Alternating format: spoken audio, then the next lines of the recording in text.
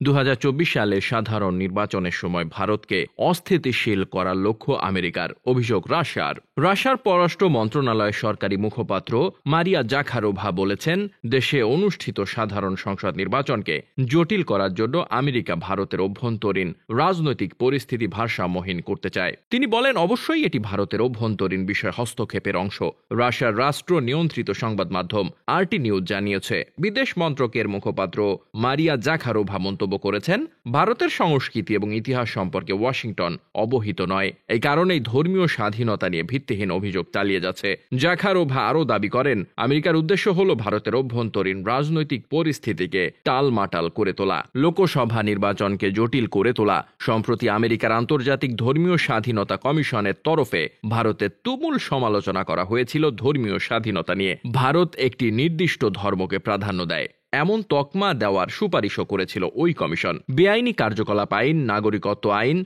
ধর্মান্তকরণ বিরোধী আইন, গো হত্যা প্রতিরোধের মতো আইন বিজেপি সরকার জোর করে চাপিয়ে দিচ্ছে এবং এর জেরে ধর্মীয় সংখ্যালঘুদের নিশানা করা হচ্ছে বলে অভিযোগ করেছিল আমেরিকা। যার প্রেক্ষিতে ভারতের বিদেশ মন্ত্রকের মুখপাত্র রণধীর জয়সওয়াল বলেছেন, সংগঠনটি একটি রাজনৈতিক এজেন্ডা সহ একটি পক্ষপাত দুষ্ট সত্তা হিসেবে পরিচিত। তিনি বলেছেন, US commission on international religious freedom একটি রাজনৈতিক এজেন্ডা সহ পক্ষপাত দুষ্ট সংস্থা হিসেবে পরিচিত। তারা একটি বার্ষিক প্রতিবেদনের অংশ হিসেবে ভারতকে ছদ্মবেশী করে তাদের প্রচার চালিয়ে যাচ্ছে।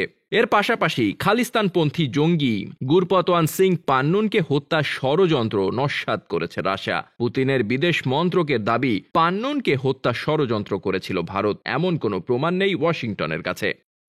Desk report, বার্তাবাজার।